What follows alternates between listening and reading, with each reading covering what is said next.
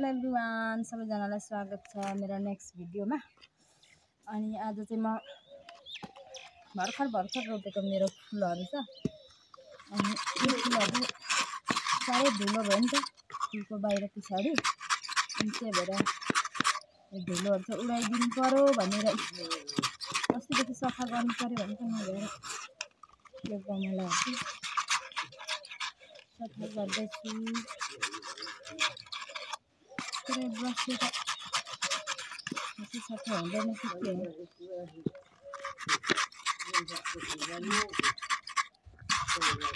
भर्खर रोप्नु थालेको मेरो फुल चाहिँ।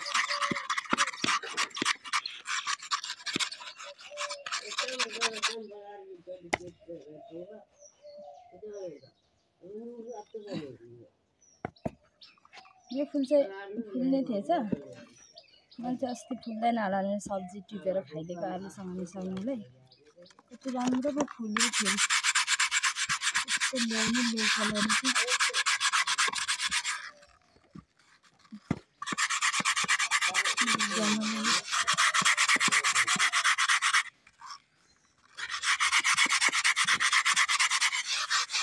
फुलको रोप्ने पानी चाहिँ लाउने, गमला चाहिँ सफा नगर्ने, पिपली भएन होला भनेर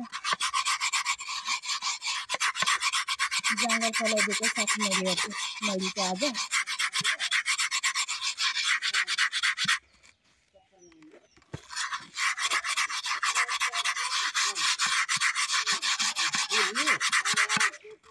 गमला फुट्यो कहिले फुटायो?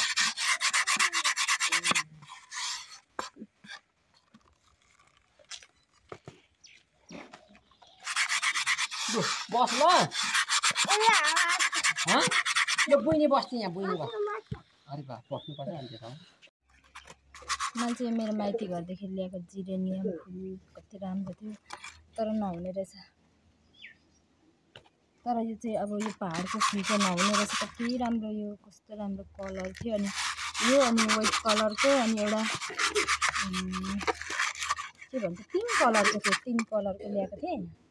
त्योहरू त मऱ्यो, फुल्नु आँटेकोहरू थियो अनि मऱ्यो। अनि यो चाहिँ यो हाइब्रिड जिरेनियम यो चाहिँ हुँदो रहेछ। यो चाहिँ फेरि मैले हाम्रो घरमा थियो, मैले पहिला रोपिराखेको होला सायद, अनि त्यो ल्याएर सानो ठुटा ल्याएर रोपेको थिएँ। यस्तो मजाले यो चाहिँ हुँदो रहेछ, हाइब्रिड चाहिँ त्यस्तो हुँदो रहेछ। अनि यो फुल छ पनि, यो फुल मैले सारेँ यहाँ रोपेर, यस्तो हुँदैछ। एउटा पिन्चिङ गरेर रोपेको, यो अस्ति धेरै पानी परेर भिजेछ बाहिर, मर्छलाई चाहिँ भर्खर सारेको गमलामा।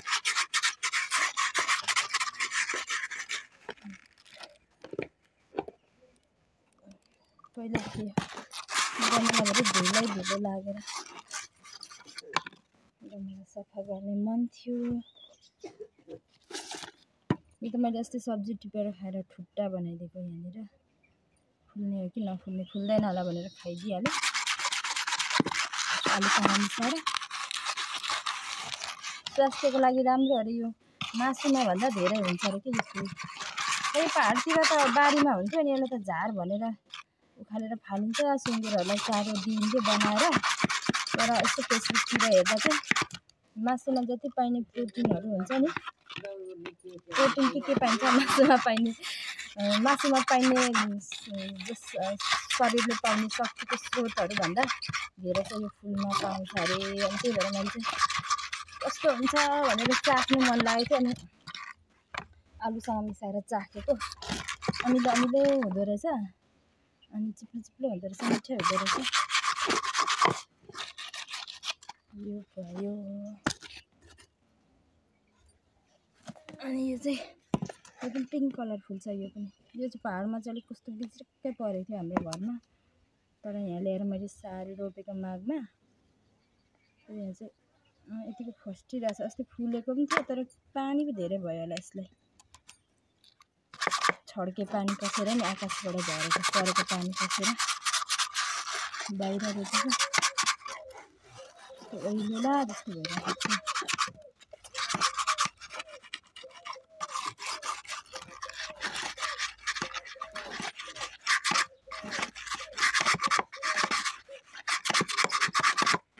छ 7 वर्ष अगाडि मैले नै रोपेको फुल यो पहाडमा, मेरो माइती घरमा। अनि ल्याएर माइती घरमा ल्याएको रोपेको फुल।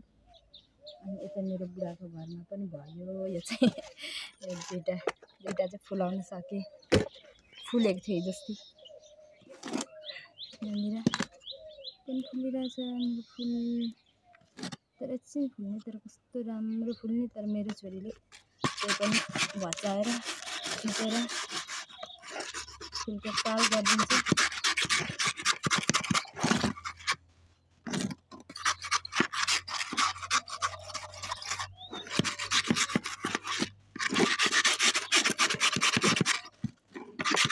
यो थेक्ला जाने हो।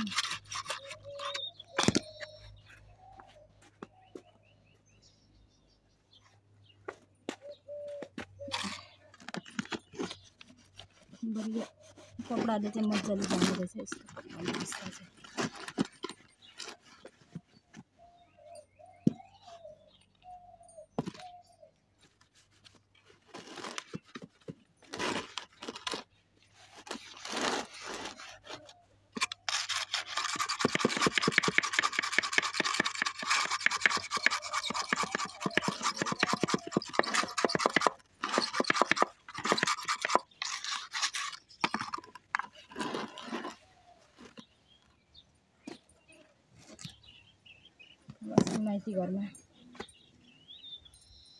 माइती घरमा हुँदा माइती घरमा रोपियो। बुढाको घरमा आएपछि बुढाको घरमा फुल रोप्नु पर्यो। के गर्नु, जता भए पनि घर राम्रो बनाउनु पर्ने होइन रहेछ क्या र जिन्दगीमा।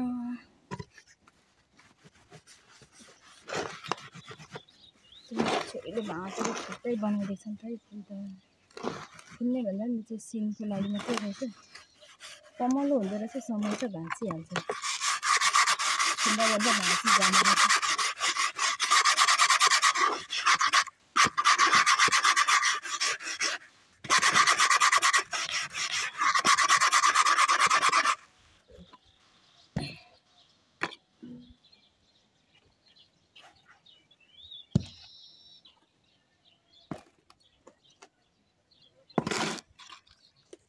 फाइनली साथीहरू मेरो फुलहरूलाई चाहिँ फुलको गमलाहरू चाहिँ सफा पनि गरिसकेको छु। अनि मेन्जो सेन्जो भर्खर रोप्दै गरेको। यो मेरो फुलहरू चाहिँ भर्खर रोप्न थालेको। कुनै चाहिँ अब त्यस्तै, कुनै फुल्दैछ, कुनै मर्दैछ होइन, कुनै रोप्नु पर्ने छ। अनि भर्खर सुरु गरेको। अनि हेरेर लाइक कमेन्ट सेयर सब्सक्राइब गरिदिनु होला साथीहरू। सबैजनालाई